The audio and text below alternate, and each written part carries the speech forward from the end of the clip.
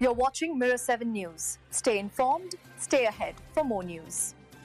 Air travel in Canada has been thrown into uncertainty as Air Canada begins cancelling flights ahead of a possible strike by its flight attendants. The situation, already affecting tens of thousands of travelers, could escalate into a complete shutdown of the country's largest airline by the weekend. The union, representing around 10,000 flight attendants, served the airline with a 72-hour strike notice, setting the stage for a large-scale work stoppage. In response, Air Canada issued a lockout notice of its own, and the airline has already started suspending operations in a phased manner. According to Chief Operations Officer Mark Nazar, all Air Canada and Air Canada Rouge flights will be paused by early Saturday morning. He explained that this gradual approach was chosen to make restarting operations smoother later on, though even under ideal conditions, it could take a full week to fully resume flights. Already, dozens of long-haul flights scheduled for Thursday night were cancelled, and the number of affected passengers is growing rapidly. By Friday evening, more than 100,000 customers are expected to have had their travel disrupted, and by early Saturday, nearly 500 flights will have been cancelled. The airline estimates that up to 130,000 people a day could be impacted, including about 25,000 Canadians abroad who risk being stranded. Air Canada has stated that passengers whose flights are cancelled will receive full refunds, and efforts are being made to accommodate travelers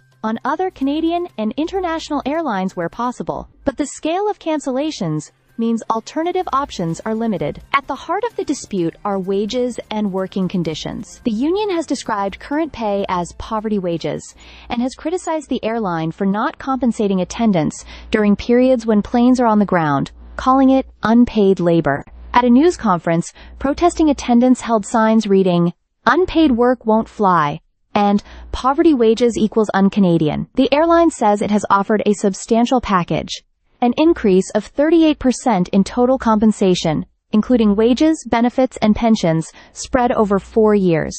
Air Canada's head of human resources, Ariel Meloul-Wexler, admitted talks have reached an impasse, but emphasized that the company remains open to negotiations and arbitration. The union, however, rejected binding arbitration, saying it wants a fair deal that members can vote on directly. Natasha Stea, a union representative in Montreal, expressed hope that meaningful talks could still avert a strike, while also accusing the airline of banking on government intervention. Federal Jobs Minister Patty Hajdu has encouraged both sides to continue negotiating, stressing that the best agreements are made at the bargaining table rather than imposed through arbitration. As the deadline approaches, uncertainty continues for passengers, employees, and the broader travel industry. With the potential grounding of Air Canada looming, the next few days could determine whether this dispute ends in compromise or in one of the most disruptive airline shutdowns Canada has seen in years. Stay subscribed for more videos.